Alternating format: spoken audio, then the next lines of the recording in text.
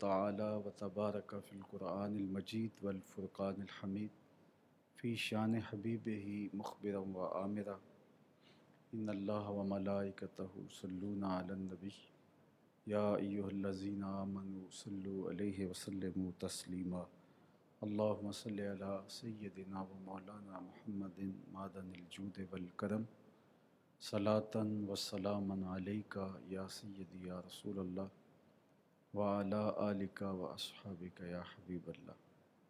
حمد و تعریف و توصیف اللہ جل مجدہ الکریم کی ذات بابرکات کے لیے جو خالق کائنات بھی ہے اور مالک شش جہات بھی۔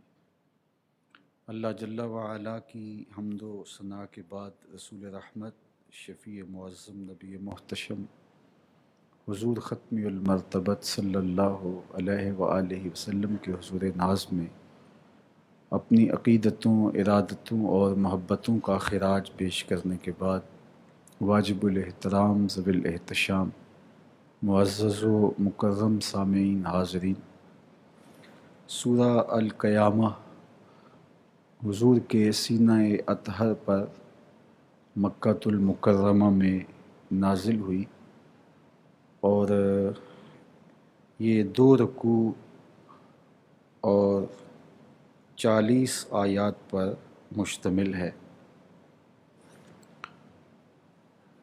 سورت کے مضامین سے اندازہ ہوتا ہے کہ یہ مکہ المکرمہ کے ابتدائی دور میں نازل ہوئی ہے۔ اس بات قیامت ہے، اس میں عقیدہ آخرت کو کھول کے بیان کیا گیا ہے اور غافلوں کو جھنجھوڑا گیا۔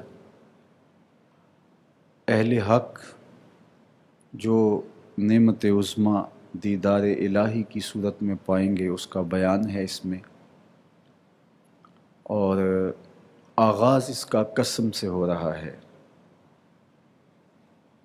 ارشاد فرمایا بسم اللہ الرحمن الرحیم لا اقسم بیوم القیامہ، قسم ہے یوم قیامت کی۔ مفسرین اس بات پر اجماع رکھتے ہیں کہ لا اقسم کے معنی میں ہے، تو پھر لا زائدہ ہوا تو اس کا معنی یہ ہوا کہ میں قسم کرتا ہوں قیامت کے دن کی۔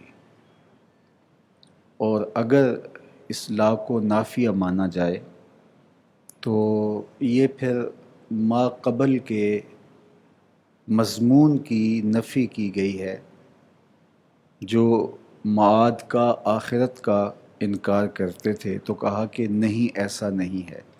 اور عربوں میں یہ رواج ہوتا ہے کہ جب وہ کسی چیز کی نفی کر رہے ہوں تو اس کا ذکر کیے بغیر کہتے ہیں لا واللہ، نہیں، اللہ کی قسم ایسا نہیں ہے۔ تو یہاں لا اقسم بیوم القیامہ کا پھر مفہوم یہ ہوگا کہ نہیں، ایسا نہیں ہے جس طرح تم سوچ رہے ہو کہ قیامت نہیں آنے والی، معاد نہیں ہے، آخرت کا کوئی تصور نہیں ہے، یہ تمہارا ظلم باطل ہے، میں قسم کر کے کہتا ہوں کہ قیامت وقوع پذیر ہوگی۔ تو اس مضمون کو قسم کے ساتھ مؤکد کیا گیا ہے تاکہ اس کی اہمیت کو اجاگر کیا جائے۔ حاضرین، میں آپ کو عرض کرنا چاہوں گا کہ اسلام کے جو بنیادی عقیدے ہیں وہ 3 ہیں: عقیدہ توحید، عقیدہ رسالت اور عقیدہ آخرت۔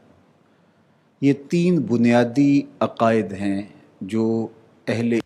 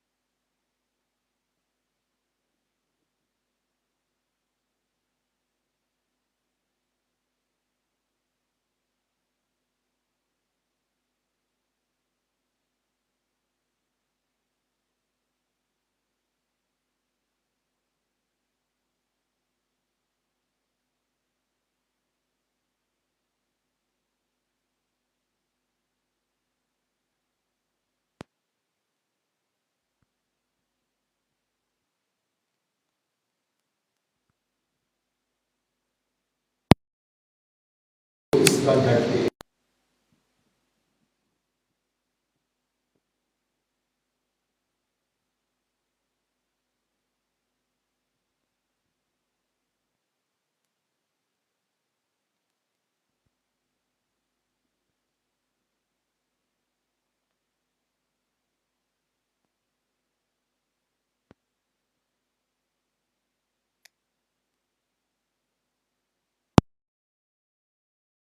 جان کی قسم کرتا ہوں،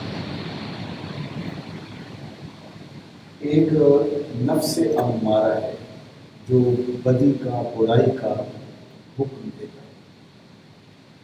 ان النفس لامارۃ بالسوء، وہ برائی کا بدی کا حکم دیتا ہے۔ اور پھر دوسرا درجہ نفس کا ہے جب اس کو معرفت نصیب ہوتی ہے، خیر اور شر کی تمیز ہوتی ہے۔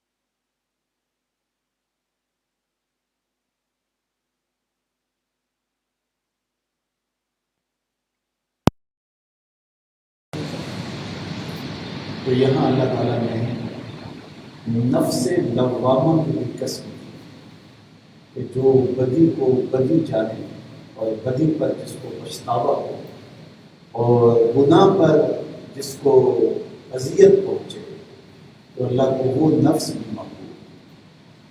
اللہ اکبر۔ تو زندگی کے ساتھ یہ چیزیں جڑی ہوئی ہیں، گناہ ہو جاتے ہیں۔ فرمایا گیا کہ مومن جب گناہ کر بیٹھتا ہے تو یوں محسوس کرتا ہے جیسے پہاڑ تلے آ گیا ہو، جلدی جلدی توبہ کر کے وہ تلافی کرنے کی صورت اختیار کرتا ہے۔ اور منافق کی مثال یہ ہے کہ گناہ کرنے کے بعد اسے صرف اتنا فیل ہوتا ہے جیسے بدن پہ مکھی بیٹھی اور ہلکے اشارے سے اڑا دی۔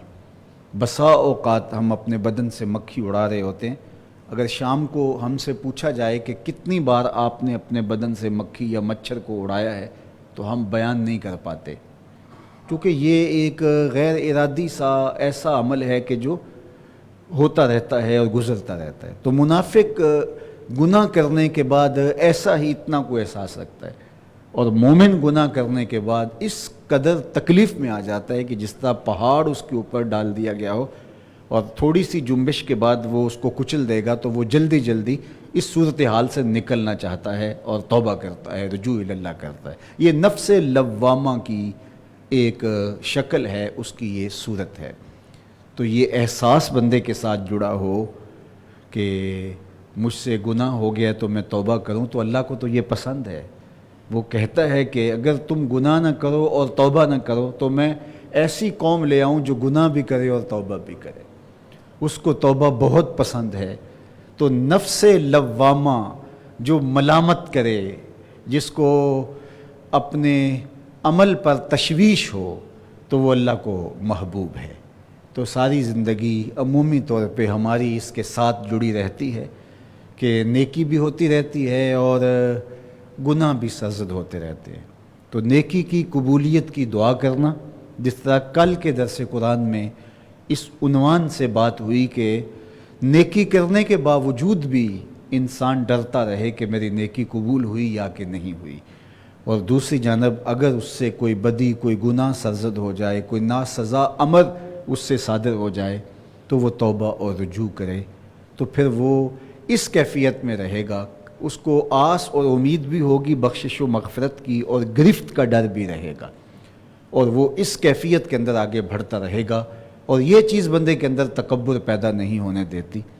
تو نفس لوامہ کی قسم کی، تو گناہ کرنے کے بعد جو پچھتانے لگ جائے، گناہ کرنے کے بعد جو آنسو بہائے، گناہ کرنے کے بعد جس کو اضطراب ہو، جس کو بے چینی ہو، جو دکھ میں مبتلا ہو جائے، جس کی طبع پہ بوجھ آ جائے، تو یہ بھی اللہ کی نعمت ہے کہ اس کو یہ احساس ہوا۔ تو فرمایا قسم ہے یوم قیامت کی، اور قسم ہے ملامت کرنے والے نفس کی۔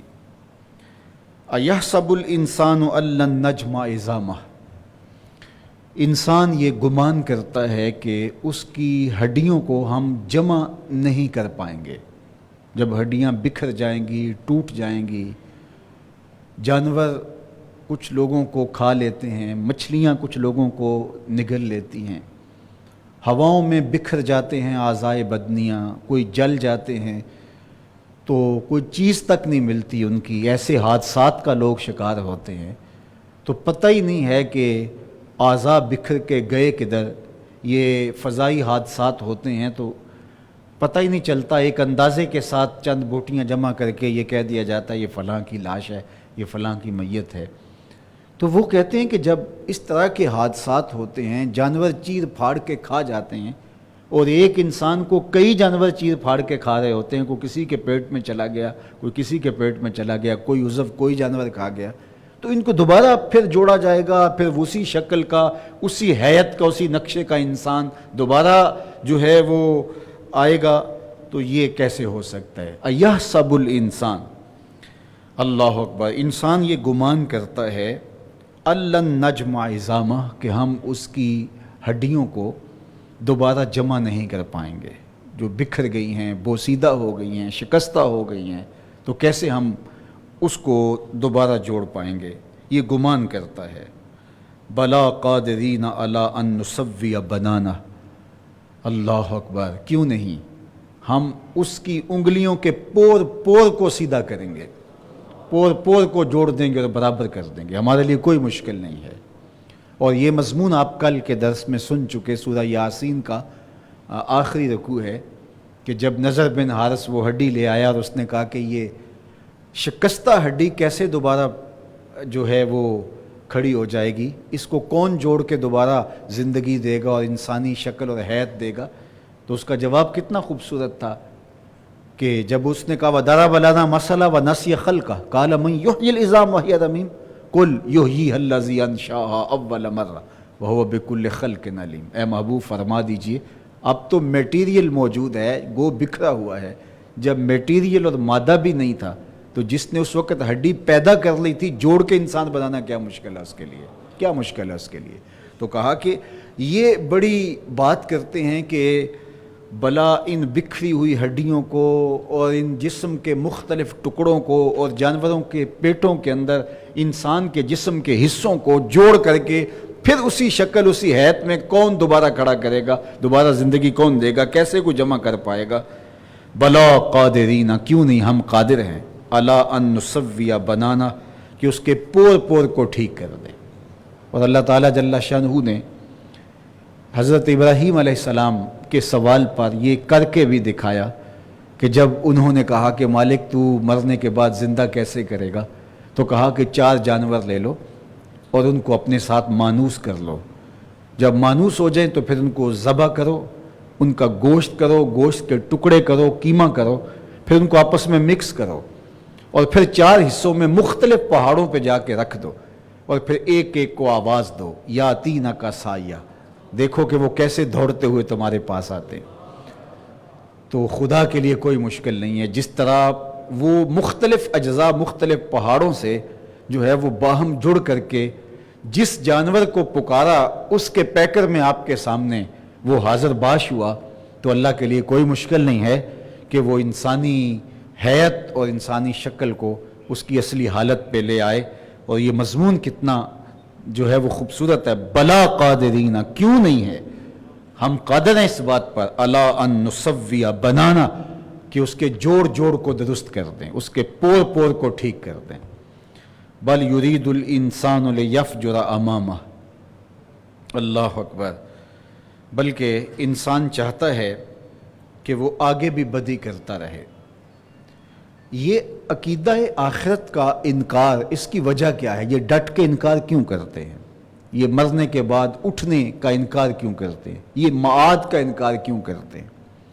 یہ اسی لیے انکار کرتے ہیں کہ ان کی کرتوتیں ہیں جو ان کو نظر آ رہی ہیں، اور اگر یہ اس تصور کو تسلیم کر لیں کہ جو بھی اعمال بد کیے ہیں اس کا حساب دینا پڑے گا، تو پھر ان کو بڑے بڑے جرم اور گناہ اور بدیاں اور بدکاریاں وہ جو کر چکے ہیں اور دنیا سے بچ نکلے ہیں، لوگوں کی نظروں پر پردے ہیں، یا ان پر کوئی اثر انداز نہیں ہو سکتا، یا ان کے سامنے کوئی بات نہیں کر سکتا، نہ ان پر کوئی بول سکتا ہے، تو اگر اس ایسے تصور کو مان لیا جائے اور اس یقین کو اپنے ساتھ جوڑ لیا جائے کہ یہاں تو بچ نکلے ہیں، لیکن ایک دن آنے والا ہے جہاں یہ ساری چیزیں تش تش بام ہوں گی اور ایک ایک چیز سامنے آئے گی، تو پھر ان کی زندگی کا عیش تو ختم ہو گیا، ماضی بھی تلخ ہو گیا، جو ماضی میں کیا اس کی تلخی بھی ساتھ جڑ گئی، اور پھر آئندہ بھی یہ برے اعمال کرنے سے رک جائیں گے کہ میاں یہ تو سب پیشی ہوگی اور سب ایک ایک عمل کا حساب دینا ہوگا۔ مجرم جرم کرتا ہی تب ہے جب وہ اس گمان میں ہوتا ہے کہ میں بچ نکلوں گا، رشوت دے لوں گا، سفارش چل جائے گی، اثر انداز ہو جاؤں گا، کہیں بھاگ کے فرار ہو جاؤں گا، میرا کون کیا بگاڑ سکتا ہے، میرا جرم ظاہر نہیں ہوگا۔ تو مجرم کے ساتھ یہ احساس جڑے ہوئے ہوتے ہیں کہ میں بچ نکلوں گا، تب جرم کے لیے وہ آمادہ ہوتا ہے۔ لیکن اگر اس کو یقین ہو کہ اس جرم کا میں نے خمیازہ بھگتنا ہے اور مجھے سزا ضرور ملے گی، تو وہ جرائم نہیں ہوتے۔ اس لیے کہا جاتا ہے نا کہ اگر عدلیہ مضبوط ہو تو جرم کنٹرول ہو جاتا ہے، اگر نظام عدل آپ کا ٹھیک ہو تو پھر جرائم نہیں ہوتے۔ جرائم ہوتے ہی تب ہیں جب مجرم کو یہ ہوتا ہے کہ میں بچ نکلوں گا۔ تو جب سزا کا یقین ہو کہ یہ ہو کے رہنی ہے تو پھر مجرم جو ہے وہ جرم نہیں کر پاتا۔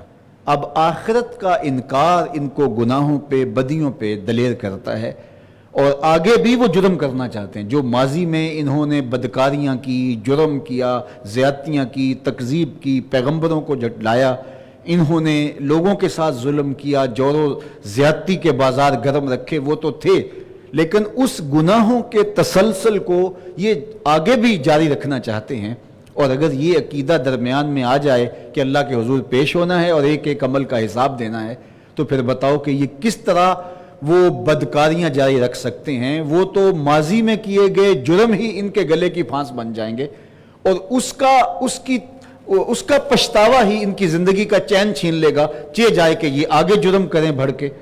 تو اس لیے یہ انکار کرنا چاہتے ہیں کہ یہ جرم اور گناہ تسلسل کے ساتھ کرنا چاہتے ہیں۔ یقول الانسان یومئذ این المفر، اللہ اکبر، بل یرید الانسان لیفجر امامہ۔ یہ بات کیوں ہے؟ اس لیے کہ انسان چاہتا ہے کہ میں جرائم کرتا رہوں اور میرے جرموں کے سلسلے باقی رہیں۔ یسأل ایان یوم القیامہ، وہ پوچھتا ہے کہ قیامت کا دن کب ہے، قیامت کب آئے گی؟ یہ سوال کرتا ہے، یہ پوچھتا ہے، یہ بات کرتا ہے۔ اللہ اکبر۔ اور یہ بطور تمسخر یہ بات کہتا ہے۔ یہ ایک کافر نے حضور علیہ السلام سے سوال کیا کہ آپ قیامت قیامت قیامت کی بات کرتے ہیں، کب آئے گی؟ ہمیں ڈیٹ بتاؤ، وقت بتاؤ، متعین لمحے کیا ہیں اس کے؟ تو یہ ڈٹائی ہے یہ ان کا، بلکہ اس نے کہا کہ اگر میں قیامت کو اپنی آنکھوں کے سامنے قائم ہوتے بھی دیکھ لوں تو پھر بھی نہیں مانوں گا۔ ایسی ڈٹائی کے ساتھ اس نے کہا۔ اب سنو، یسأل ایان یوم القیامہ، اس نے کہا کہ سوال کرتا ہے، پوچھتا ہے کہ قیامت کب آئے گی، ہمیں ڈیٹ بتائیے۔ اب اس کا جواب سنیے، اور قرآن کی بلاغت دیکھیے، اور جواب کا زور دیکھیے، اور یہاں جو ہے وہ کس طرح اس کا جواب دیا گیا۔ میرے پاس لفظ نہیں ہیں کہ میں، اور نہ کسی مترجم کے پاس وہ الفاظ ہیں کہ قرآن مجید کے ان کلمات کو تعبیر کر سکے اس طرح جس طرح قرآن مجید کے ان کلمات میں زور ہے۔ جب سوال کرتا ہے یسأل ایان یوم القیامہ، وہ کہتا ہے یسأل ایان یوم القیامہ، قیامت کے دن کب آئے گا، وہ ڈیٹ کیا ہے، تاریخ کیا ہے؟ اب جواب سنیے، فَإِذَا بَرِقَ الْبَصَرُ وَخَسَفَ الْقَمَرُ وَجُمِعَ الشَّمْسُ وَالْقَمَرُ يَقُولُ الْإِنسَانُ يَوْمَئِذٍ أَيْنَ الْمَفَرُ كَلَّا لَا وَزَرَ إِلَىٰ رَبِّكَ يَوْمَئِذٍ الْمُسْتَقَرُ۔ یہ پوچھتا ہے کہ قیامت کب آئے گی، ہمیں ڈیٹ بتاؤ۔ تو جواب آیا فَإِذَا بَرِقَ الْبَصَرُ، جب آنکھیں چندھیا جائیں گی، तुम्हारी आंखों में ताकत नहीं होगी उस मंजर को देखने की। कब आएगी मैं बताऊं निशानियां क्या है। फाइजा बारिकल बसर, जब नजर चुंधिया जाएगी, व खसफल कमर, और चांद बुझ जाएगा, चांद को ग्रहण लग जाएगा, व जो में अशम्स वल कमर, चांद और सूरज बराबर हो जाएंगे। एक तर्जुमा तो ये किया उलमाए तफसीर ने कि दोनों बेनूरी में बराबर हो जाएंगे, दोनों बुझ जाएंगे। और दूसरा ये है, ये जो कायनात के अंदर निज़ाम शमसी के अंदर सिकल मौजूद है जिससे हर चीज़ अपने अपने मदार पे रहती है, तो जब वो सिकल ख़त्म हो जाएगा तो ये इस तरह जो है वो इकट्ठे हो जाएंगे। तुम क़यामत का पूछते हो कब आएगी, तो सुन लो। फ़ाइज़ा बारिकल बसर, जब आँखें चुंधिया जाएंगी, व खसफल कमर, और चाँद बुझ जाएगा, उसको ग्रहण लग जाएगी, व जो में शम्स वल कमर, सूरज और चाँद बराबर हो जाएंगे। यकूलुल इंसान यौमइज़िन ऐनल मफ़र, उस दिन इंसान पूछता फिरेगा, बात करता फिरेगा कि कोई पनागाह हो, कोई ठिकाना बताओ जहाँ मैं अपने आप को जो है वो ले जाऊं। ऐसा कहर, ऐसा गज़बनाक दिन होगा कि वो ढूंढता फिरेगा कोई पनागाह। कल्ला ला वज़र, कहा जाएगा कि अब कोई जाए पनाह नहीं है। वज़र कहते हैं कोई दरख्त की खो, कोई पहाड़ का गार, और कोई ऐसी जगह जहाँ इंसान चंद लम्हों के लिए बैठ करके आराम कर सके। तो कहा कल्ला ला वज़र, न कोई पहाड़ की खो है, न कोई दरख्त की आड़ है, और ना कोई ठिकाना और कोई जगह नहीं है। ला वज़र इला रब्बिका यौमइज़िनिल मुस्तक़र, उस दिन ठहरने की जगह सिर्फ रब की तरफ ही होगी और कोई ठिकाना नहीं होगा। वो तुम्हें बता देते हैं कब आएगी। ये है मंजर क़यामत का। युनब्बउल इंसानु यौमइज़िन बिमा क़द्दम व अख़र, और उस दिन बता दिया जाए इंसान को जो कुछ उसने आगे भेजा और जो कुछ पीछे छोड़ा। सारी चीज़ें तश्तज़बाम हो जाएगी। जो आगे लेके गया वो भी उसके सामने हो जाएगा, और जो उसने पीछे छोड़ा वो भी उसके सामने होगा। बाज़ उलमा ने कहा कि आगे भेजने से मुराद जो सदक़ात किए हैं, और पीछे छोड़ने से मुराद वो सदक़ात जारिया जो हैं वो मुराद है। बाज़ ने कहा कि आगे से मुराद जो उसने नेकियां की और जो अपना माल राह खुदा में खर्च करके आगे भेज दिया, और पीछे छोड़ने से मुराद जिसको बचा बचा के रखता रहा, फिर मौत आई या क़यामत आई तो वो सब कुछ वहीं का वहीं रह गया। तो जो पीछे छोड़ा और जो आगे भेजा, इस तरह बुरे आमाल, जिस तरह नेकी जारी होती है इस तरह बदी भी जारी होती है। ऐसी बुराई का आगाज़ कर जाएं, ऐसी तरह डाल जाएं बदी की कि वो सिलसिला चलता रहे तो उसका खमियाजा भी भुगतना पड़ेगा। तो जो उसने आगे भेजा, जो पीछे छोड़ा, चाहे वो नेकी की शक्ल में था या बदी की सूरत में, वो उस दिन उसको बता दिया जाएगा, हर शय उसके सामने आ जाएगी। बलिल इंसान अला नफ्स ही बसीरा, ये तो उसको उस दिन बताया जाएगा, बल्कि फरमाया कि अगर इंसान थोड़ा गौर करे, अपने अंदर उतर करके देखे, वो अपने आमाल का खुद ही गवाह है, खुद ही उसे पता है कि मैं खड़ा कहाँ हूँ। एक तो हिसाब होगा ना, और उसको बताया जाएगा कि तेरे ये आमाल हैं, ये बदियाँ हैं, ये नेकियाँ हैं। एक तो हिसाब होगा और बाद में रिजल्ट आएगा। लेकिन अल्लाह ने फरमाया बलिल इंसान अला नफ्स ही बसीरा, उसको पहले ही पता है कि मेरे करतूत क्या है, मैं खड़ा कहाँ हूँ। वो जब इम्तिहान देते हैं तो बच्चों को पहले पता होता है हम पास होंगे या फेल होंगे। वो अपने माँ बाप को तसल्ली देते रहें या टीचर से कहते रहें, चलो 2 माह गुजर जाएं और माँ बाप की सख्ती से बच जाएं और कहें कि जी पेपर तो ठीक हो गए थे, उम्मीद है कि पास हो जाएंगे, इस तरह की कोई तसल्ली देते रहें। लेकिन उन्हें खुद पता होता है कि हम क्या लिख कर आए हैं। तो कहा कि एक तो हिसाब होगा, वो तो होगा ही होगा, एक एक चीज़ सामने आ जाएगी। लेकिन बलिल इंसान वाला नफ्स ही बसीरा, लेकिन इंसान को पता है कि मैं खड़ा कहाँ हूँ, उसे अपने किए धरे का सारा इल्म है। हज़रत उमर रज़ी अल्लाह ताला अन्हु कहा करते थे, हासिबू कबल अन तुहासबू, कबल इससे कि तुम्हारा हिसाब किया जाए तुम अपना हिसाब पहले ही कर लो। تم اندازہ کر لو تم کہاں کھڑے. اور بندے کو پتہ ہے جو گناہ ہیں، جو بدکاریاں ہیں، جو بدیاں ہیں، وہ تو کنفرم ہے. جو زیادتیاں کی، کسی سے ظلم کیا، بدی کی، بدکاری کی، گناہ کیا، جو اللہ کے حکام کو چھوڑا، ترک کیا، وہ تو ہمیں پتہ ہے کہ ہم یہ کیا. باقی جو نیکیاں کی ان کا بھی ہمیں پتہ ہے کہ رضائے الہی کے حصول کے لیے نیکی کون سی کی اور لوگوں کے دکھاوے کے لیے نیکی کون سی کی. نیکی کا وزن ہمیں خود معلوم ہے، ہمیں پتہ ہے کہ ہم کھڑے کہاں ہیں. اپنی نیکیوں کا وزن ہم جانتے ہیں. اپنے سجدوں کی قیمت ہم جانتے ہیں کہ یہ بے روح سجدے تھے یا سجدے نور و نکھت سے بھرے ہوئے تھے. ہم صدقہ اور خیرات دیتے ہیں تو ہمیں پتہ ہے کہ ہم اس سے داد و تحسین کے طالب تھے یا ہمارے دل کے اندر گداز اور نرمی تھی اور ہم نے اللہ کی رضا کے لیے یہ عمل کیا ہے. تو جو بھی ہم عمل کرتے ہیں ہمیں اس عمل کا اندازہ ہے.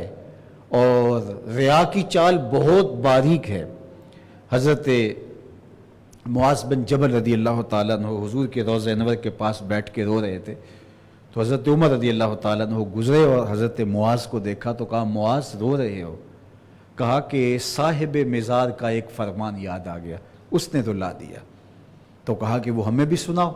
تو حضرت معاذ بن جبل کہنے لگے کہ ایک دن حضور نے فرمایا تھا کہ تھوڑی سی ریا بھی شرک ہے، تھوڑی سی ریا بھی شرک ہے.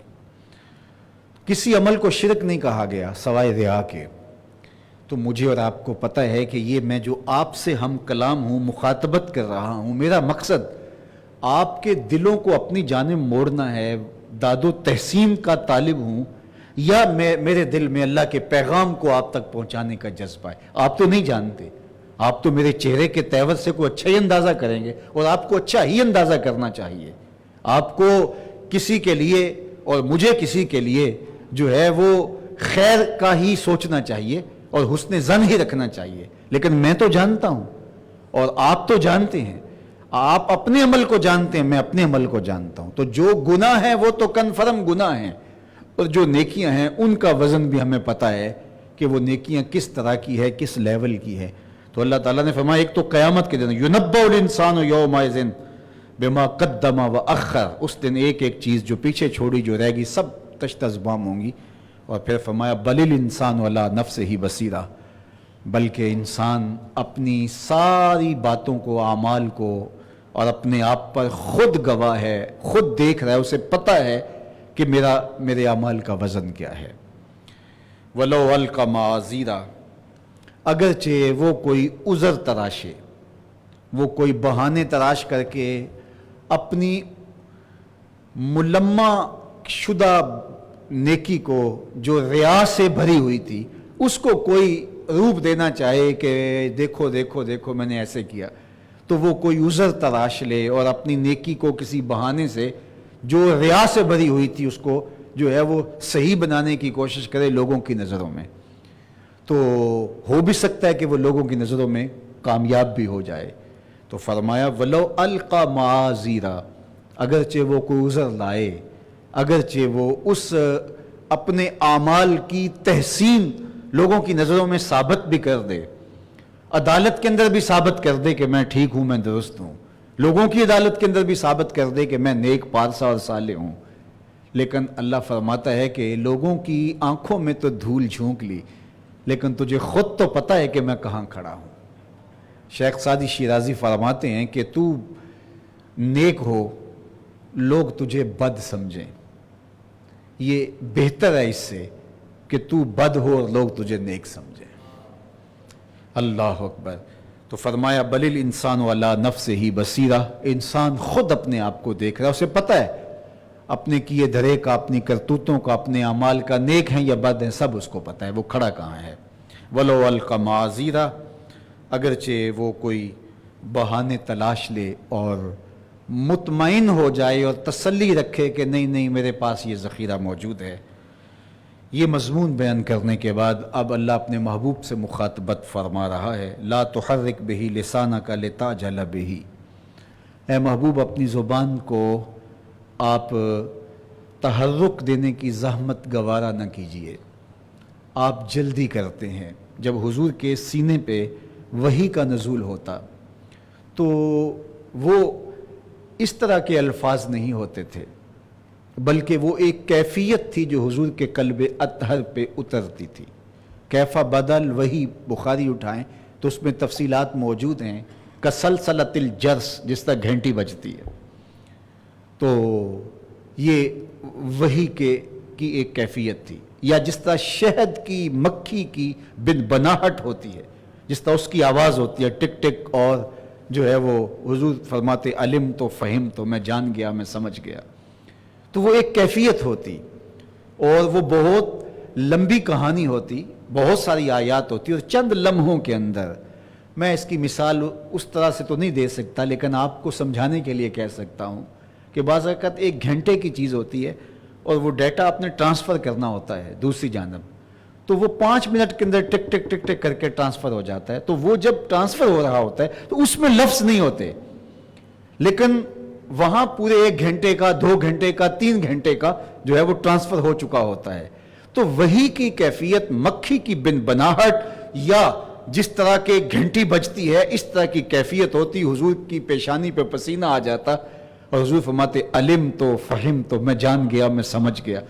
اب جو کیفیت سے حضور کے قلب اطہر میں اترا، امت کے ساتھ حضور کا پیار اتنا تھا کہ حضور چاہتے تھے جلدی جلدی یہ لوگوں تک پہنچاؤں، اور یہ جو محفوظ ہوا ہے یہ زبان پہ بھی آئے، تو جلدی جلدی حضور زبان کو جنبش دینے لگتے۔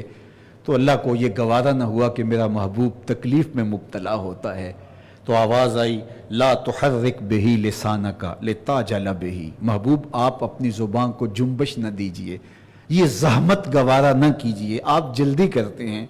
ان علینا جمعہ و قرآنہ، جس رب نے سینے میں اتارا ہے وہ رب زبان پہ جاری بھی کر دے گا۔ انا علینا، ہمارے اوپر ہے، یہ ہمارے پہ ٹھہرا، یہ ہم نے ذمہ لیا ہے۔ جمعہ، اس کو جو ہے وہ آپ کے سینے میں جمع کرنا، و قرآن، اور پھر اس کو زبان کے اوپر جاری کرنا۔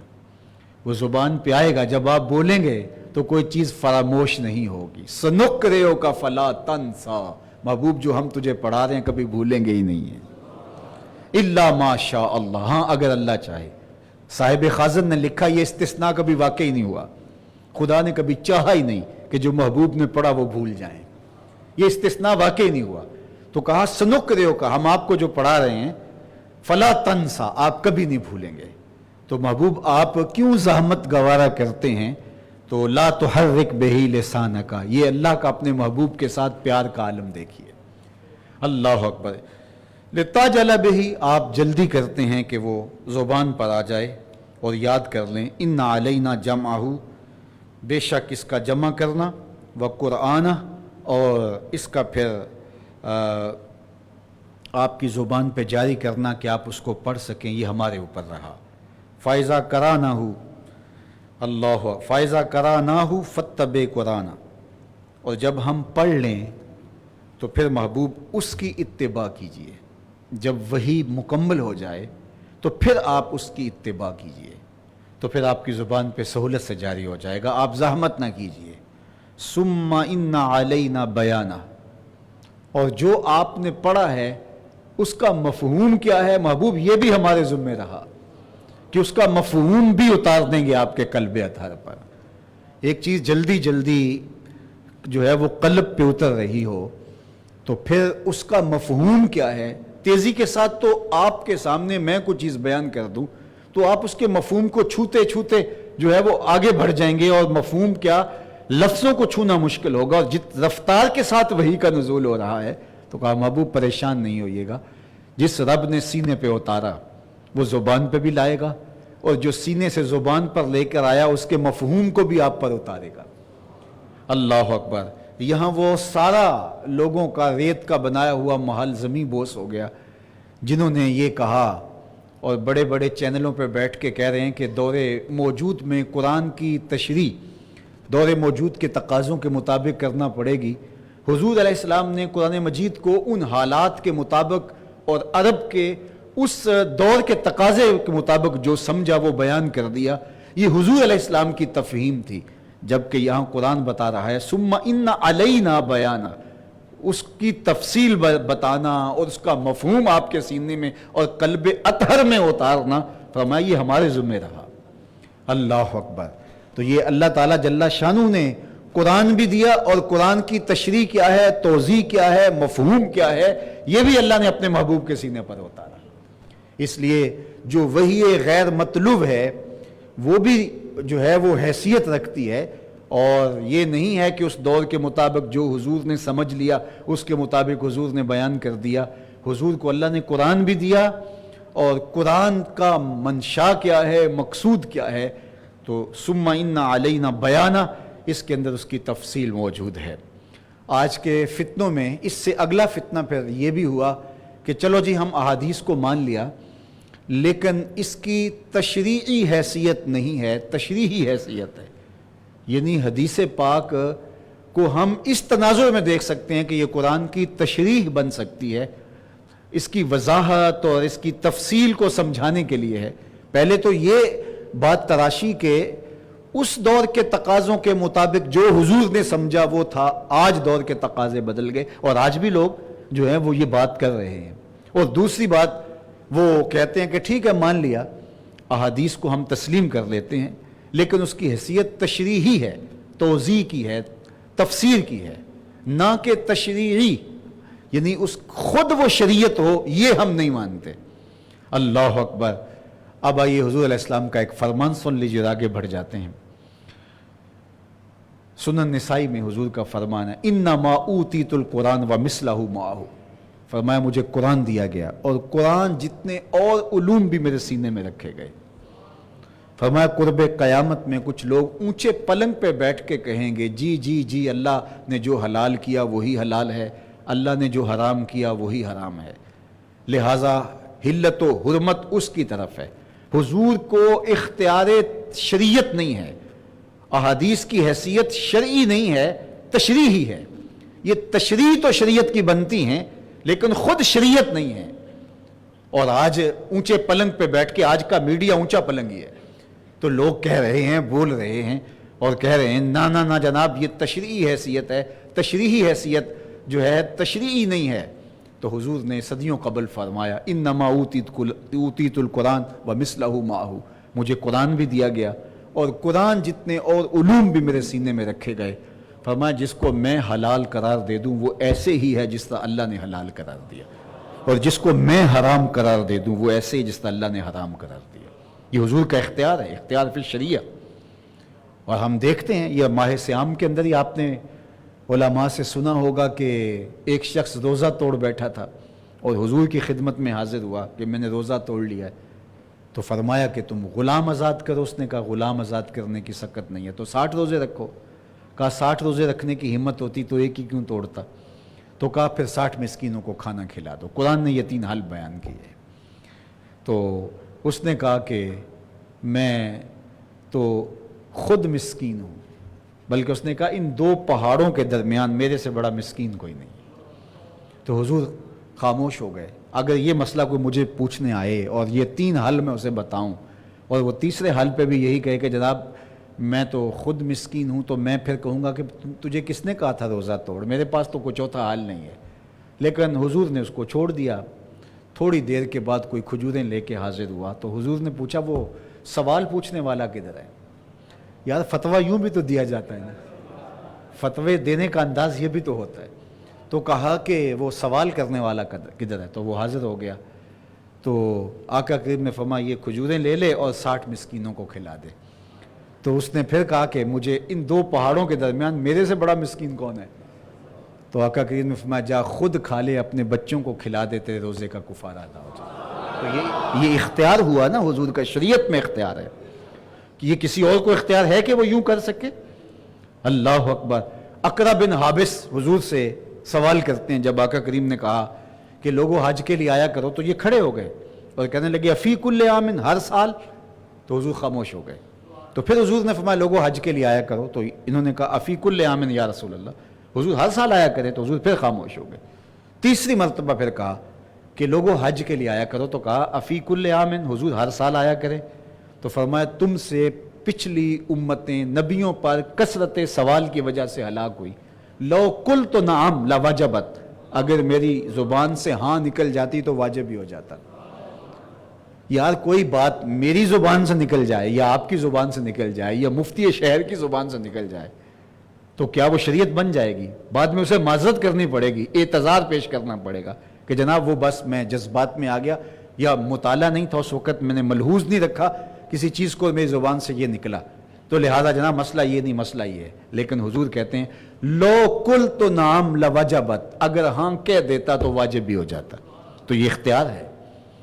مسند امام احمد بن حنبل میں روایت موجود ہے، ایک شخص نے کہا حضور میں اسلام لاؤں گا لیکن نمازیں 5 نہیں پڑھ سکوں گا، نمازیں صرف 2 پڑھوں گا، تو اگر آپ مجھے 3 نمازوں کی چھٹی دیتے ہیں تو میں اسلام قبول کرتا ہوں۔ مجھے بتاؤ کہ دنیا کا اس وقت جو سب سے بڑا کافر ہے اور جس نے مسلمانوں کی ناک میں دم کر رکھا ہے، وہ کہے کہ میں اسلام لانا چاہتا ہوں، تو آپ مجھے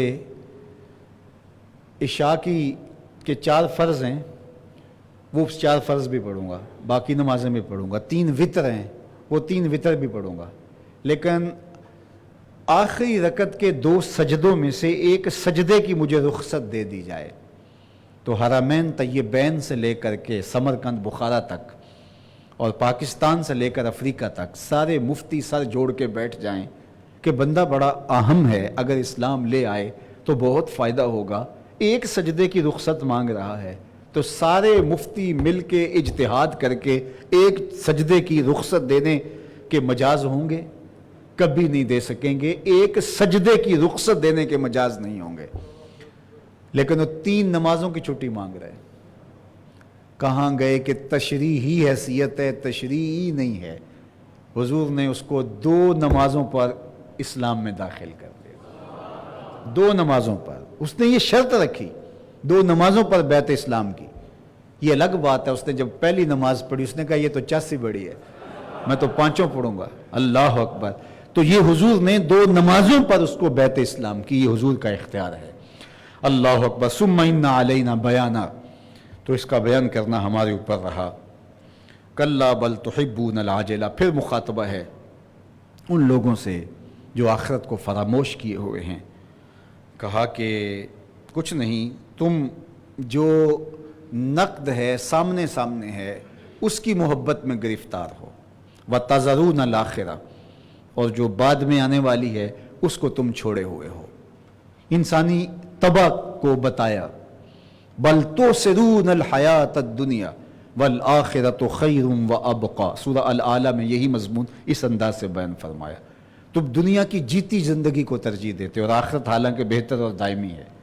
تو یہاں فرمایا کلا بل تحبون العاجلہ، جو اجلت والی چیز ہے، جلدی جلدی ملتی ہے، تم اس کے پیچھے پڑتے ہو، وتذرون الآخرہ، اور جو ادھار کا سودا ہے اسے تم چھوڑتے ہو، چونکہ شیطان کہتا ہے ابھی چوری کرو ابھی مال ملے گا، ابھی ڈاکہ ڈالو ابھی دولت مند بن جاؤ گے، ابھی ملک کے راز بیچو اور ابھی جو ہے وہ تمہاری تجوریاں بھر دی جائیں گی، ابھی بدکاری کرو تمہیں ابھی لذت ملے گی، تو شیطان نقد سودے دیتا ہے۔ اللہ نے کہا کہ تھوڑا صبر کرو، تمہارے لیے جنت تیار کر رکھی ہے، حجبت الجنت بالمکارہ، مشکلات کے پردے میں لپیٹ کے رکھی ہے، تھوڑی تکلیف سے ہے کہ گزرنا پڑے گا، لیکن آگے تمہارے لیے کھلتے ہوئے گلاب ہیں، بہتی ہوئی نہریں ہیں، موسموں کی ایک خوبصورت رنگینیاں ہیں، تو وہ سودا جو ہے وہ ادھار کا ہے، اور یہ دنیا کے سودے شیطان نقد کا، تو انسان نقد کے پیچھے بھاگ پڑتا ہے، حالانکہ دنیا میں اسے نقد اور ادھار کا پتہ چل جائے کہ یہ نقد اگر بیچوں گا تو 4 آنے بچیں گے، ادھار بیچوں گا تو 10 روپے بچیں گے، تو پھر وہ ادھار ہی بیچتا ہے، لیکن آخرت کے ادھار کی بجائے وہ دنیا کے نقد کے پیچھے چلتا ہے۔ کلا بل تحبون العاجلہ وتذرون الآخرہ۔ اب یہ تو غافل لوگ اور منکر، اللہ کو فراموش کرنے والے، آخرت کا انکار کرنے والے، یہ تو ان کی کہانی تھی۔ قرآن ہے، اور قرآن کا اسلوب اتنا دل آویز ہے کہ تنذیر اور تبشیر کو قرآن ساتھ لے لے کے چلتا ہے۔ ایک جنت کا تذکرہ کیا تو جہنم کے بھڑکتے ہوئے شعلوں سے ڈرایا، اللہ کی ناراضگی کی بات کی تو پھر اللہ کی رضا کی کہانی بھی سنائی۔ اب یہ بد نصیب جو دنیا کو ترک کرنے کے لیے تیار نہیں آخرت کے لیے، اور جو آخرت کا انکار کر رہے ہیں، ان کی کہانی تو سب بیان فرما دی گئی. اب کہا وجوہ یومئذ ناظرہ الی ربہا ناظرہ. اللہ اکبر. کچھ چہرے اس دن تر و تازہ ہوں گے. قیامت کا دن جس کا یہ انکار کرتے ہیں، اس دن کچھ چہرے تر و تازہ ہوں گے. تر و تازہ کیسے ہوں گے؟ کھلے ہوں گے. کیسے؟ الی ربہا ناظرہ، اس لیے کہ انہوں نے رب کا دیدار کیا ہو. رب کے جلوائے جہاں آرا سے ان کے چہرے کھل جائیں گے. جس سے آپ محبت کرتے ہو اور ٹوٹ کے چاہتے ہو تو وہ آپ کی نگاہوں کے سامنے آ جائے تو پھر بتاؤ کہ کوئی تھکن، کوئی تکلیف، کوئی اذیت باقی رہتی ہے؟ وہ بیمار بھی پڑا ہو، وہ کیا کسی نے کہا تھا کہ اس کے دیکھے سے جو چہرے پہ آ جاتی ہے رونق، وہ سمجھتے ہیں بیمار کا حال اچھا ہے. تو کسی کو دیکھیں اور چہرے کی ساری تلخیاں ختم ہو جائیں، یہ الگ بات ہے. تم آئے ہو تو کوئی نہیں، یہ الگ بات ہے کہ تم آئے ہو تو کوئی نہیں، ورنہ درد تو یہاں ہزار رہتے ہیں. تو جب جس سے پیار کرتے ہو وہ آ جائے تو دکھ ہی نہیں رہتا. اور اس کہانی کو اگر میں شہر حبیب میں لے چلوں تو ظہوری علیہ الرحمہ نے تو یہاں قلم توڑ دیا. دکھ درد کے ماروں کو غم یاد نہیں رہتے. دکھ درد کے ماروں کو غم یاد نہیں رہتے. جب سامنے آنکھوں کے غمخوار نظر آئے، تو جب غمخوار نگاہوں کے سامنے ہو تو پھر غم یاد نہیں رہتے. وہ انسان کہتا ہے میں یہ بھی کہوں گا، یہ بھی کہوں گا، یہ بھی کہوں گا.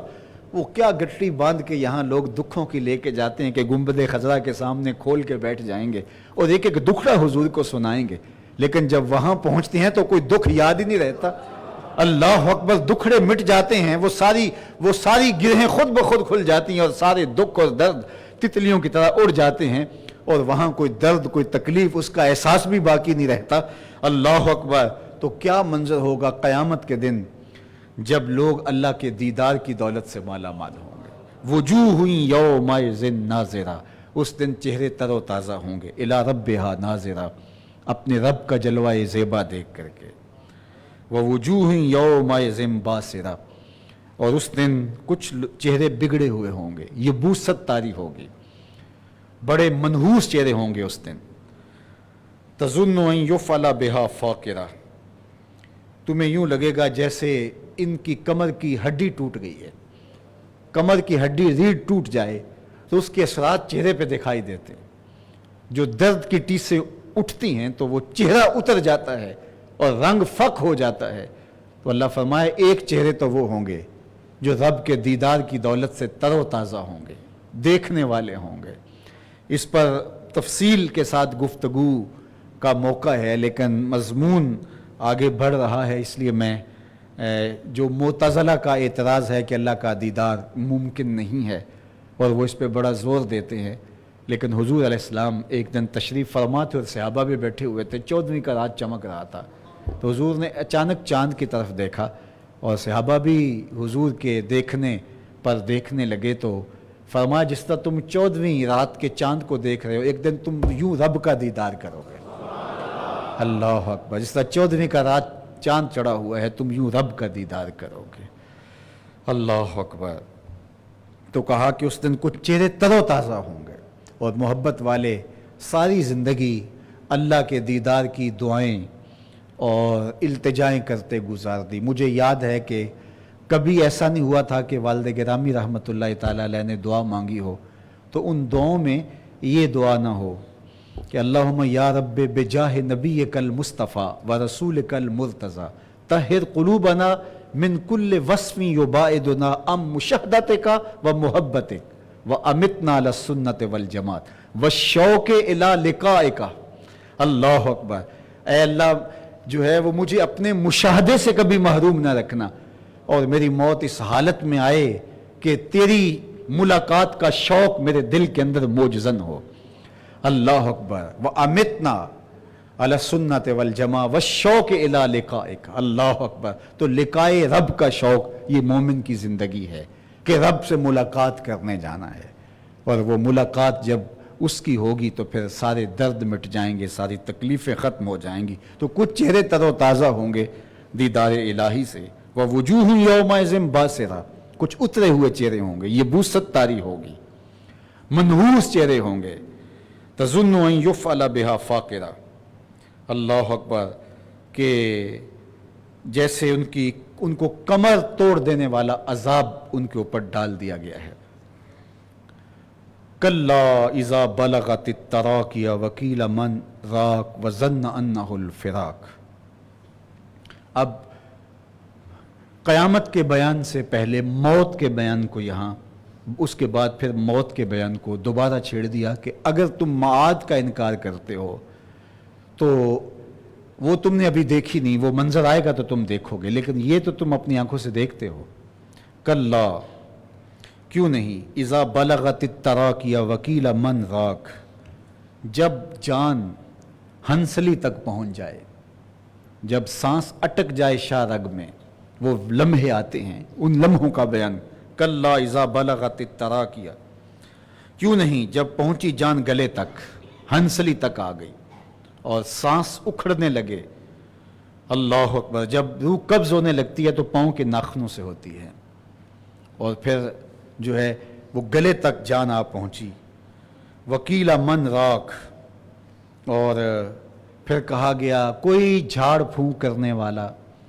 ڈاکٹروں نے جواب دے دیا، حکیموں نے جواب دے دیا، کوئی رقیہ کرنے والا، کوئی راق، کوئی ہے جو ہے وہ اب اس مرض کا علاج کرے. ڈاکٹروں نے کہا کہ اب اس کا علاج نہیں ہے، تو لا علاج ہو گیا، موت سامنے دکھائی دے رہی ہے.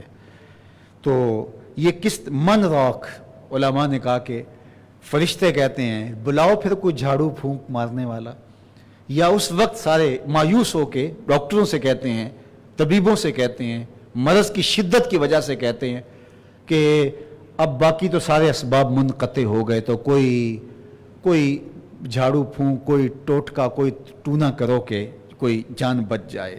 وَظَنَّ أَنَّهُ الْفَرَاقُ أَنَّهُ الْفِرَاقُ، اور یقین ہو گیا کہ اب فراق کے لمحے آ پہنچے، وہ لمحے آئے کہ اب بالکل جدائی سر پہ ہے. وَالْتَفَّتِ السَّاقُ بِالسَّاقِ، اور پنڈلی پہ پنڈلی چڑھ گئی. جب موت کے لمحے آتے ہیں تو پھر پنڈلی لپٹ جاتی ہے پنڈلی کے ساتھ. اس منظر کو اللہ نے قرآن مجید میں بیان فرمایا. اللہ اکبر. اِلَىٰ رَبِّكَ يَوْمَئِذٍ الْمَسَاقُ، یہ وہ وقت ہے کہ جب اللہ کی طرف جو ہے وہ اس کو لے جایا جا رہا ہے، اللہ کی طرف پلٹنا ہے، اللہ کی طرف ہانکا جانا ہے. تو یہ لمحے بھی زندگی پر آنے والے ہیں. جب سانس کی لٹکی ہوئی ڈوری ٹوٹنے لگے گی، جب سانس بدن سے نکل کے حلق میں اٹک جائے گا، اور کہا جائے گا کہ اب کوئی آسرا نہیں رہا، کوئی جھاڑ پھونک کرنے والا ہو، چونکہ فراق کی گھڑیاں، جدائی کے لمحے آ پہنچے. کوئی بہانہ بندہ تلاشتا، لیکن بہانے بھی ٹوٹ گئے، پھر پنڈلی پہ پنڈلی چڑھ گئی. اِلَىٰ رَبِّكَ يَوْمَئِذٍ الْمَسَاقُ، وہ دن کہ اس دن پھر رب کی طرف پلٹنا ہے. یہاں میں ایک بات آپ سے کرنا چاہوں گا، آپ کی اگر توجہ ہو، اور میرے سامعین جو پوری دنیا پہ دیکھ رہے ہیں. موت کے جو ہی لمحے قریب آنے لگیں، بڑھاپا آئے، بیماریاں آئیں، تو رجوع اللہ زیادہ ہونا چاہیے. علماء نے یہ کہا کہ زندگی میں انسان پر خوف غالب ہو. الایمان بین الخوف والرجاء، ایمان امید اور خوف کی درمیانی کیفیت میں ہے. گرفت کا ڈر بھی لگا رہے، اور اللہ کے کرم سے یوں ہی چھوٹ جاؤں گا، اللہ فضل فرما دے گا، یہ آس بھی ساتھ جڑی رہے. فضل دی آس ہے مینوں تے نالے ڈر بھی آندا ہے، یہ دونوں چیزیں ساتھ ساتھ جڑی رہیں. لیکن جوانی میں خوف غالب ہو، اور یہ مبلغ کی بھی ذمہ داری ہے کہ جب جوانوں کو ترغیب دے رہا ہو تو غلبہ خوف کا ہو، کیونکہ جوانی مستانی ہوتی ہے، تو خوف سے شباب کی جولانیوں کو زنجیریں ڈالی جا سکتی ہیں. لیکن جب بڑھاپا ہوتا ہے تو پھر اس وقت جو ہے وہ غالب امید کر دی جائے. اور بوڑھوں کے ساتھ آپ جب بات کریں اور ان سے جب خطابت کریں، ان سے گفتگو کریں، تو پھر جو ہے وہ امید کی طرف ان کو بلایا جائے. اور جب کوئی شخص ایسے شخص کے پاس موجود ہو جس کی موت کا آخری وقت آ گیا ہے، تو اسے لگے کہ یہ مرنے جا رہا ہے، تو اس کو اس کے گناہ یاد کروانے کی بجائے اس کی نیکیاں یاد کروائے، تاکہ وہ اللہ سے ایک اچھی توقع کے ساتھ اس دنیا سے رخصت ہو۔ تو یہ ذمہ داری اور شخص کی جو اس وقت مریض کے پاس ہے، تو یہ بڑے اہم مرحلے ہوتے ہیں کہ جب موت کے لمحے قریب آ جائیں، بڑھاپا اس لیول کا چلا جائے، تو اس وقت اس کو بتایا جائے کہ اللہ نے تجھ سے یہ نیکی کا کام لیا، یہ نیک، تو وہ اللہ سے ایک حسن ظن اور ایک امید کا غلبہ ہو جائے۔ اللہ اکبر۔ نہ یہ ہے کہ اس وقت اس کو الجھا دیا جائے اور اس کو اندرونی خان کی امور اور دیگر امور کے اندر مبتلا کیا جائے۔ یہ بھی ذمہ داری ہے ان لوگوں کی جو اس کی قربت میں رہتے ہوں۔ اس وقت اس کو سیاسی باتیں، اس وقت اس کے ساتھ جو ہے وہ گھریلو ناچاکیاں اور خاندانوں کی لڑائیاں، اس وقت اس کا اور رب کا جو ہے وہ تعلق مضبوط کرنے کے لیے جو آپ کر سکتے ہیں آپ کو وہ کرنا چاہیے۔ اور ایک اس کی صحبت میں بیٹھنے والا اور اس کی تیمارداری کرنے والے کی بھی یہ ذمہ داری ہے، اور جو مربی ہیں ان کی بھی یہ ذمہ داری ہے کہ اس حساب سے ان کو ڈیل کیا جائے۔ اور اگر کوئی رقیہ کرنے والا مخلص ہو تو اس کی بھی یہ ذمہ داری ہے، ڈاکٹر مخلص ہو تو اس کی بھی یہ ذمہ داری ہے کہ جب مریض کو اس حالت میں دیکھے کہ اب اس کی زندگی کے دن گنے جا چکے ہیں، تو پھر اس کو رجوع اللہ کی طرف لے کر کے آئے اور بلائے اللہ کی طرف اس کو، اور اس کو ترغیب دے تاکہ اس کے آخری لمحات جو ہیں وہ یکسوئی کے ساتھ اللہ کے ساتھ جڑ کے گزرے۔ مجھے ایک شخص کی موت کا بڑا افسوس ہوا، وہ اس طرح کہ وہ کینسر اسٹیج پہ پہنچ گیا تھا کہ ڈاکٹروں نے کہا کہ اب بچنے کی امید نہیں ہے۔ پہلے تو وارثوں کو بتایا اور پھر کہا کہ 20 سے 25 دن ہیں کہ یہ زندہ رہ سکتا ہے، ویسے اللہ چاہے تو وہ اگر چاہے تو اٹھے سینہ صحرا سے حباب، اس کے لیے کوئی مشکل نہیں ہے، لیکن جو ظاہری حالات یہ ہیں وہ یہی بتا رہے ہیں کہ 20-25 دن اس کے پاس ہیں۔ تو یہ طے ڈاکٹر نے کیا کہ اس کو بھی بتا دیا جائے تاکہ یہ رجوع اللہ کرے، کسی کا حق تلف کیا ہے، زیادتی کی ہے تو چلو اس سے معافی مانگ لے۔ تو ڈاکٹر نے اس کو بتا دیا کہ جناب آپ کے پاس 20 سے 25 دن باقی، اللہ صحت دے دے تو اللہ کی بارگاہ میں یہ کوئی مشکل نہیں ہے، لیکن جو آپ کی حالت ہم میڈیکلی طور پہ دیکھ رہے ہیں وہ یہی ہے۔ تو وہ صاحب میرے پاس تشریف لائے اور مجھے انہوں نے کہا کہ مجھے تو جو میرے معالجین تھے انہوں نے یہ کہا، تو لیکن پھر بھی میں کسی اور شخص کو دکھانا چاہتا ہوں۔ تو ہمارے ایک ڈاکٹر سے تو میں نے کہا کہ آپ رپورٹیں لے کے ان کو دکھائیں، تو انہوں نے ان کو دکھائیں تو انہوں نے مجھے بھی بتایا اور انہیں بھی بتایا کہ یہ واقعی 20-25 دن کے مہمان ہیں، اور ویسے ان کو تکلیف بھی کوئی نہیں تھی، اندر سے سسٹم ایسا ہو گیا تھا تو بظاہر کوئی تکلیف بھی نہیں تھی، لیکن ظاہر ہے موت کا ایک خوف ہوتا ہے، ایک بے چینی تھی کہ اس دنیا کو چھوڑنا اتنا آسان تو نہیں ہے۔ تو میں نے ان کو کہا کہ اللہ کی بارگاہ میں دعا کریں، دعاؤں سے مصیبتیں ٹل جاتی ہیں، اللہ زندگی بھی آپ کو دے سکتا ہے وہ چاہے تو، اور اگر آپ کی قسمت میں موت لکھی ہے اور 20-25 دن ہے تو یہ آپ یکسو ہو کے ذکر و فکر میں بسر کیجئے اور یاد الہی میں گزار دیجئے۔ تو ان کو کسی نے کسی عامل کا پتہ بتا دیا، تو وہ وہاں چلا گیا اور وہاں کثرت کے ساتھ لوگ موجود تھے، ہجوم اتنا تھا کہ انہیں لگا کہ اتنے لوگ پاگل تو نہیں ہے کہ جو یہاں آئے ہوئے ہیں۔ لا یسیر الباطل حقا بکثرت المتمسکین بہ، اگر کثرت کے ساتھ لوگ باطل سے جڑ جائیں تو باطل باطل ہی رہتا ہے، حق نہیں بنتا، لیکن یہ انسانی کمزوری ہے کہ ہجوم دیکھ کر کے وہ متاثر ہو جاتا ہے۔ تو جب یہ ملے اور جا کے اس عامل سے بات کی تو چونکہ عامل تو اس نے کہا آپ کو کچھ بھی نہیں ہے، جس انداز سے اس نے کہا کہ آپ ٹھیک ہیں، بالکل آپ ٹھیک ہو جائیں گے، آپ لمبی زندگی جئیں گے، اس سے تجھے کس نے حق دیا ہے کہ جو ہے وہ اس کو یہ بات کرنے کا، اور اس طرح سے اس کو حوصلہ دیا کہ جب وہ واپس آ رہے تھے تو انہیں لگا کہ میں بہتر ہو گیا ہوں، چونکہ وہ ایک نفسیاتی جو خوف تھا وہ اتر گیا، اور وہ اتنے لوگوں کو دیکھ کر وہ متاثر بھی ہوئے، اور پھر جو ہے وہ انہوں نے اس زور سے کہا کہ ہو ہی نہیں سکتا، تو یہاں ہمارے آستانے پہ آ گیا، ہماری چوکھٹ پہ آ گیا تو تجھے کچھ ہو، ختم، کہانیاں ختم۔ وہ بالکل مطمئن ہو گیا، اور وہ تکلیف تو پہلے ہی نہیں تھی، لیکن ایک خوف تھا موت کا اور ایک اس کی وحشت تھی، تو وہ اتار دی گئی۔ اب وہ اگلے اتوار پھر جانا تھا، تو وہ بالکل کہیں کہ میں ٹھیک ہو گیا ہوں۔ اگلے اتوار پھر گئے، پھر کہا کہ میں ٹھیک ہوں۔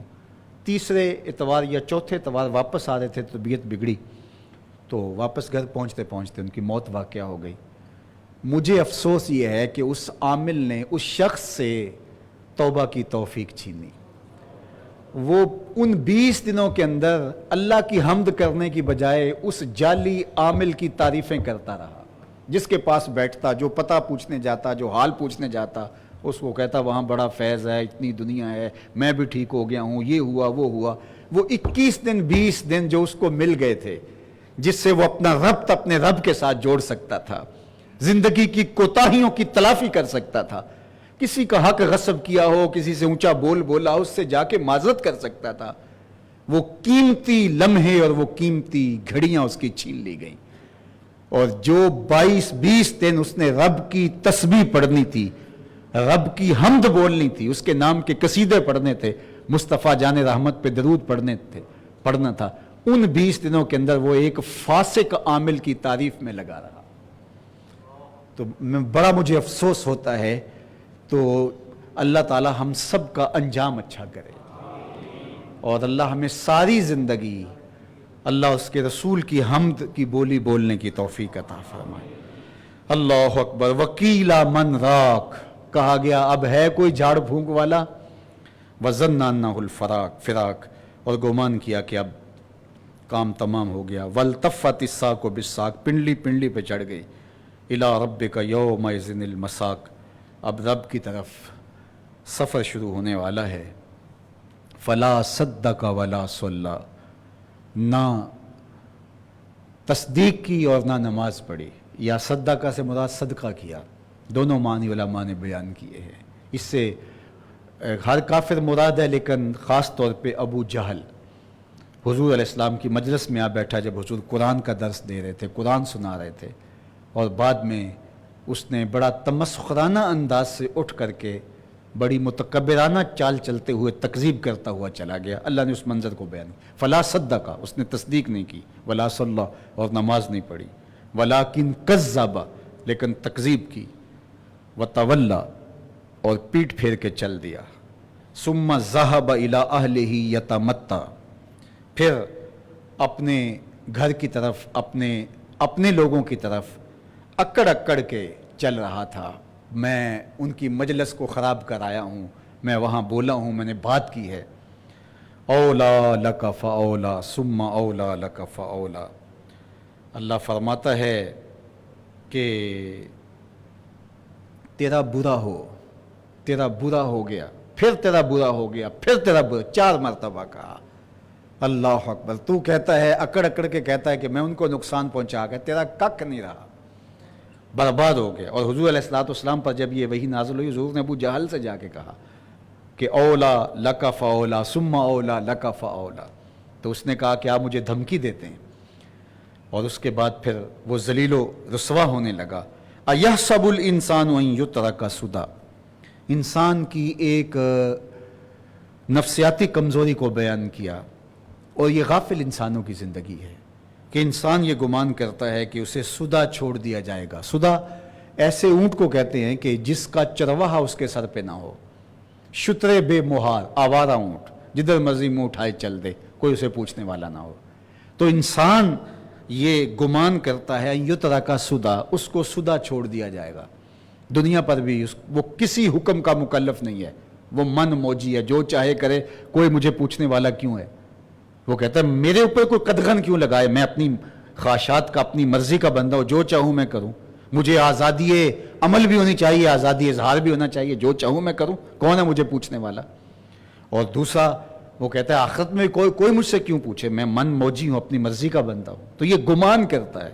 ایحسب الانسان ان یترک سدی، شتر بے مہار کی طرح، اسے کوئی پوچھنے والا نہ ہو، جو چاہے کرے، کسی حکم کا مکلف نہ ہو، کسی قانون کا، ضابطے کا پابند نہ ہو، وہ آوارہ مزاج رہ کے زندگی گزارنا چاہتا ہے، اور آخرت کے اندر بھی اس کی کوئی پرسش نہ ہو۔ فرمایا الم یک نطفۃ من منی یمنا، کیا نہ تھا قطرہ منی کا جو ٹپکا دیا جاتا ہے؟ انسان ذرا غور کر، تو تھا کیا؟ ایک مہین سا قطرہ تھا اور رحم مادر میں جو ٹپکا، ثم کان علقۃ، پھر وہ لوتھڑا بنا، فخلق فسوی، پھر ہم نے جو ہے وہ اس کو صحیح طرح سے ٹھیک کیا، فجعل منہ الزوجین الذکر والانثی، پھر کوئی مرد بنا کوئی عورت بنی۔ کیسے نقشے تراشے ہم نے، مہین سا ایک گدلا پانی تھا، اور پھر آنکھوں میں چمک کہاں سے آئی، پیشانی میں کشادگی کہاں سے آئی، یہ بولتی ہوئی زبان کیسے بنی، اور یہ سنتے ہوئے کان کہاں سے آئے، یہ قد رانا کہاں سے ملا، یہ سوچنے والا دماغ، یہ دھڑکتا ہوا دل، یہ آرزوؤں کی آباد کائنات سینے میں، یہ کہاں سے آ گئی؟ یہ تنفس کا نظام، یہ انہضام کا نظام، یہ کائنات رنگ و بو۔ انسان ذرا غور کر، تجھے یہ چمکتے ہوئے رخسارے عطا کیے، تجھے 32 دان دیے، تجھے بولنے والی زبان دی، تجھے ذائقے کی قوتیں دی، تجھے دیکھنے والی زبان دی، سننے کے لیے قوت شامہ بخشی۔ ذرا دیکھ، تجھے متوازن اعضاء عطا کیے، تمہیں خوبصورت بدن دیا، قد رانا دیا۔ آغاز دیکھ، ایک مہین سا قطرہ تھا اور گدلا سا قطرہ تھا، رحم مادر میں ٹپکا، اور پھر وہاں صورت بنی۔ اچھا، مرد کی صورت بنی تو اعضاء مردانہ ہوئے، اور اگر عورت کی شکل بنی تو اعضاء زنانہ ہوئے۔ پھر یہاں آ کر کے اگر خاتون بنی تو اس کے اندر امومت کی شان رکھی گئی کہ وہ ماں کیسے بنتی ہے، اس کے سینے کے اندر ماں کا پیار رکھا گیا کہ وہ بیٹے کے لیے کیسے اپنا سب کچھ نچھاور کرتی ہے۔ اور مرد بنا تو مرد کے اندر سخت جانی رکھی گئی، اس کے اندر وہ مرد کے وظائف اور مرد کا انداز حیات رکھا گیا۔ ذرا انسان غور تو کر، ایک لمحے تو آبادہ رہنا چاہتا ہے اور تجھے کوئی پوچھا نہیں جائے گا، تو کسی چیز کا مکلف نہیں ہے۔ ایک مہین قطرے سے سانع کزتی سلاتی می کند، حضرت شیخ فرید الدین عطار فرماتے ہیں کیسا کاریگر ہے، مٹی سے بادشاہ بنا دیتا ہے۔